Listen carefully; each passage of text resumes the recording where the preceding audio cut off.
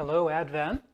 I'm speaking to you as a newly minted graduate of Virginia Theological Seminary, Master in Divinity, which is the last step before I am to be ordained, which is scheduled for the 9th of June down in Columbia. So it's a lot of endings and beginnings are going on here.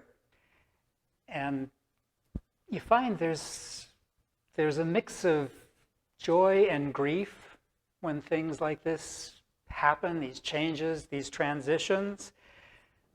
We, at the seminary, gained the diplomas that we've been working so hard for the last 3 years, but we're going to lose the community that has drawn together and been very important to one another.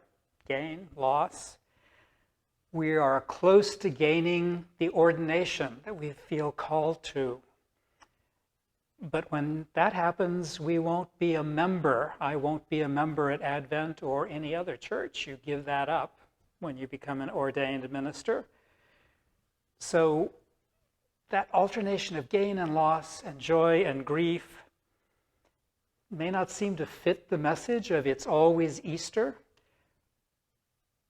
but something that they go out of their way to teach us when we are learning about celebrating Eucharist and so on.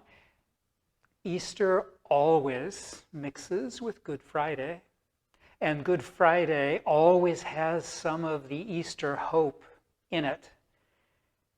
And there's comfort in that, because I don't know about you, I don't always feel like it's Easter every day, even when I come to church. And sometimes we can think, what's wrong with me? And we try to keep up a good front. How are you doing? I'm fine, I'm great. But we don't have to do that. Easter includes the days of sadness. Easter includes the days of discouragement. And so the hope, the good news is our God, our church community is big enough to incorporate everything in our life. We can bring our sadness to church. We can bring our sadness to the altar, knowing that there is still Easter. When there's joy, when there's pain, when there's success, when there's loss, it's all still Easter. It really is always Easter at the Advent.